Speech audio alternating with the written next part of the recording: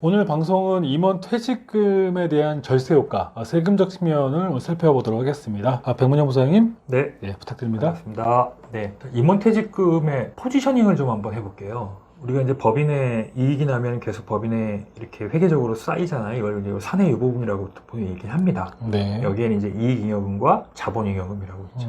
한때 이제 이 사내유보금이 뭐 대기업들이 엄청나게 쌓고 있다. 이게 현금처럼 이렇게 언론에 발표가 됐는데 현금이 아니에요. 사내유보금은 다양하게 이제 투자가 돼 있는 거죠. 일부 현금이 있는 것뿐이고, 자, 이 사내유보금은 어쨌든 기업이 벌어들인 이익이에요. 궁극적으로는 이거는 주주한테 기속돼야 될 돈이에요. 투자를 안 하면 결국 쌓여 있다가 주주한테 가야 될 거죠. 그렇죠. 그렇죠. 근데 이제 한꺼번에 주주한테 갈 때는 이게 배당소득이 되는 거예요. 소득이 결집이 되면 이 누진과세 체계에서 과세되는 세율은 당연히 이렇게 높아질 수밖에 없어요. 그렇죠. 그래서 상속도 사전 상속 전략, 사후 상속 전략이 있듯이 저는 이 사내유보금도 사전 처분 전략과 사후 처분 전략이 있다. 이렇게 봐요. 이 사후라는 거는 이제 법인 청산 후에 아니면 이제 승계 후에 뭐 이렇게 사후라는 개념을 이해하시면 될 것 같아요. 그래서 사전에는 이제 보다 좀 더 적극적이고 공격적인 배당 전략이 필요하고요. 이제 주주와 법인 간에 거래하는 자기 주식 취득이나 이익 소각 제도도 좀 활용할 필요가 있고요. 지적재산권을 보유하고 있는 기업들은 특허 양도 양수도 방식을 쓸 필요도 있고요. 급여 현실화 작업도 필요할 거고요. 이런 이제 사전 처분 전략들이 좀 필요하고요. 사후 처분이라는 거는 어쨌든 이제 법인의 종착역에 임박했다라고 봤을 때 퇴직금 제도, 예전에 이제 이게 사후가 아니었죠. 왜냐하면 중간 정산이 가능했기 때문에, 이제 월급제 연봉제로 바꾸는 식으로 해서 중간 정산이 가능했기 때문에 이게 사전 처분 전략에 일부 해당이 됐었지만 지금은 거의 불가능하기 때문에 사후에 진행해야 되는 어떤 그런 형태가 된 거죠. 근데 이제 청산배당은 이제 결국 쌓여있는 자녀 재산을 주주들에게 분배하는 작업이다 보니까 높은 세율이 낼 수밖에 없고, 다행히 주식을 매각할 수 있다면 20%대의 세율, 증여나 상속으로 넘어가면 10%에서 이제 50%대의 세율로 부과가 되겠죠. 근데 제가 임원퇴직금 제도는 결국은 이제 사전 처분 전략을 원활하게 진행을 못한 기업들이 마지막에 사후 처분 전략에서 가장 효과적으로 쓸 수 있는 유일한 제도가 임원퇴직금 제도입니다. 그럼 이 임원퇴직금을 통해서 매각 또는 증여, 상속에 따른 세금까지 줄이기 위해서는 과표를 줄여야 되잖아요. 네. 그리고 또 중에 재원 마련을 해야 되고, 그러니까 하나의 돌로 두 마리 새를 일석이조가 될 수 있는 효과를 낼 수 있는 게 임원퇴직금 제도다. 이렇게 제가 좀 정의를 내릴 수 있을 것 같아요. 이 그림이 세 분이요. 너무 귀엽네요. 자, 퇴직소득의 과세에 대한 아주 간단한 내용만 좀 제가 언급을 할게요. 네. 자, 이자, 배당, 소득, 근로, 연금, 기타 소득은 이제 종합과세된다는, 종합과세되는 소득, 이건 이제 모아서 걷는다는 거예요. 그러니까 하나의 소득으로 보고 걷는다는 거죠. 네. 자, 그 중에서 이자, 배당, 연금, 기타는 분리과세된, 나누어 걷겠다. 일부, 이제 이자 소득, 배당 소득은 합산해서 2천만 원 이하, 연금이나 기타 소득은 별도 세율표에 따라서 원천 징수한다. 라고 알고 있고요. 자, 분류과세라는 거는 따로 걷는 거예요. 이거 헷갈려요. 분리과세와 분류과세. 예. 그러니까 요거는 나누어 걷는다는 개념이고요. 예. 그래서 요거는 이제 앞에 미리 선금 받고 잔금 나중에 받는 개념이고, 종합과세는 그거 없이 그냥 한 번에 다 내 돈. 예. 요건 이제 따로 걷는, 그러니까 합산되지가 않는 거죠. 그게 퇴직소득과 양도소득. 그렇죠. 네. 소득의 원천별로 이제 별도의 소득을 계산한다 그러죠. 그러니까 절세 전략의 하나 중에 하나가 나눌수록, 이게 지금 말씀드린 것처럼 종합과세를 가급적 분리과세로, 그리고 종합과세를 가급적 분류과세 소득으로 만드는 거예요. 그럼 이 종합과세 소득 중에서 분류과세 소득으로 분류할 수 있는 대표적인 게 뭐예요? 근로소득이죠. 왜? 퇴직소득은 근로소득이 있지 않으면 발생할 수가 없는 거니까요. 네. 명확하게 이해했어요. 네. 자, 그래서 이제 임원퇴직금 세제를 보면, 자, 사실 이제 미처분 잉여금 처분 전략을 짠다. 저는 그래서 그 해당 전략에 퇴직금 제도가 부실하거나 없다면 안고 없는 찐빵과 같다. 찐빵이군요. 예, 퇴직금 제도가 그만큼 중요하다라는 얘기죠. 그리고 이런 종합소득 체계에서 퇴직소득은 별도로 이렇게 독립된 소득원에 의해서 소득원에 과세가 되는 세금이고, 그래서 이렇게 소득이 결집되는 것을 완화하는 효과 중에 하나가 종합과세가 분류과세라고 아까 제가 말씀드렸죠. 네. 따로 걷는다 이거예요. 그 다음에 오랫동안 매년 발생하는 퇴직금을 모아서 주잖아요. 네. 근데 이걸 한 번에 다 세율을 적용하면 안 되겠죠. 연을 나눠서 계산한 세금을 다시 연승해주는 연분연승 제도를 도입하기 때문에 소득의 결집 효과를 최대한 완화시킨다. 그리고 이건 분류과세이기 때문에 따로 걷는 소득에 대해서는 공적보험료가 부과되지 않아요. 보험료, 4대 보험료가 부과되지 그렇죠. 않는다. 네. 그리고 당연히 이건 퇴직소득은 임원퇴직금 같은 경우는 정관에서 정한 금액은 송금 인정해주고요.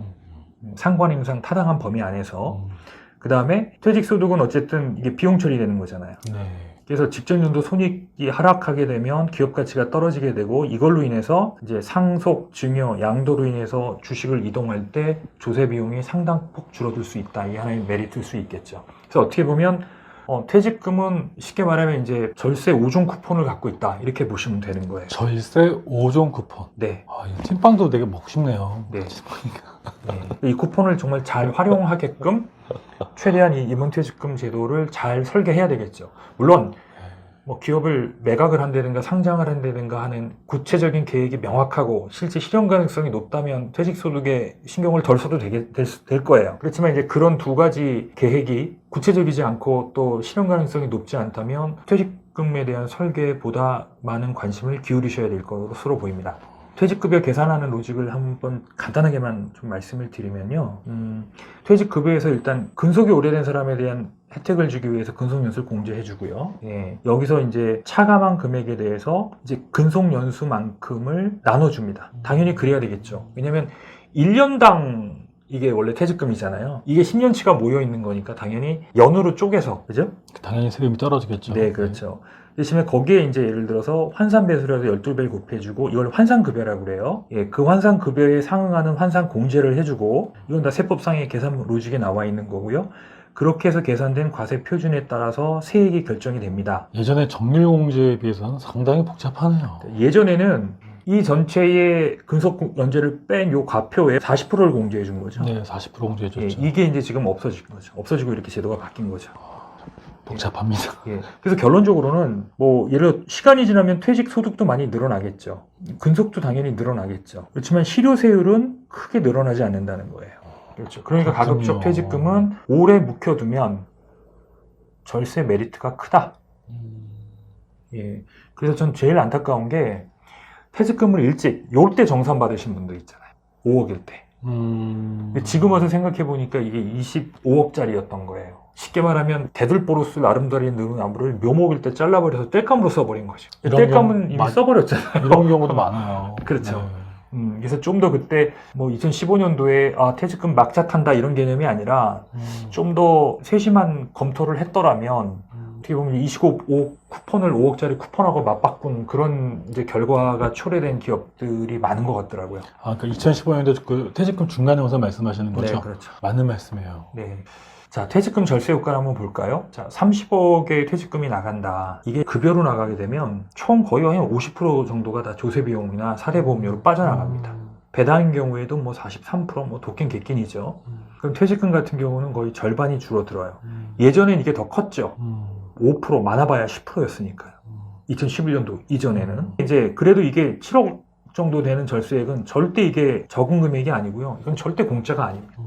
오늘 방송은 임원퇴직금이 가지고 있는 절세 효과에 대한 부분들 말씀해 주셨어요. 네. 저는 굉장히 인상적이었던 게 그러니까 분리과세와 분류과세의 개념을 명확히 좀 이해할 필요가 있다는 생각이 들었고요. 그리고 그러니까 임원퇴직금은 아까 5종 쿠폰 세트를 말씀하셨어요. 어떤 그 연분연승으로 인한 소득세 감소 그리고 보수 월액에서 4대 보험료를 제외시킨다는 거가 있었고요. 법인세 절세, 그리고 기업가치 하락, 그리고 종합과세에서 분류과세이기 때문에 제외된다는 말씀하셨고 기업이 가지고 있는 미처분 이익 잉여금에서 임원의 퇴직금 제도는 안고라는 말씀하셨는데 저는 그 찐빵 너무 인상적이었습니다. 그래서 굉장히 이런 부분들을 기억할 필요가 있는 것 같고요. 임원 퇴직금 세금 관련된 부분에서 뭐 한 말씀만 더 추가해 주신다면. 아까 제가 마지막에 절대 공짜가 아니라고 그랬잖아요. 네. 그래서 전 시간에 제가 말씀드렸듯이 반드시 적격 요건을 갖췄을 때 누리는 혜택이다. 적격은 아까 지난 시간에 말씀드린 것처럼 절차상의 엄격한 법적 절차를 지켜야 되는 거와 더불어서 실체적 예, 증빙이 돼야 된다. 뭐냐면 이제 임금.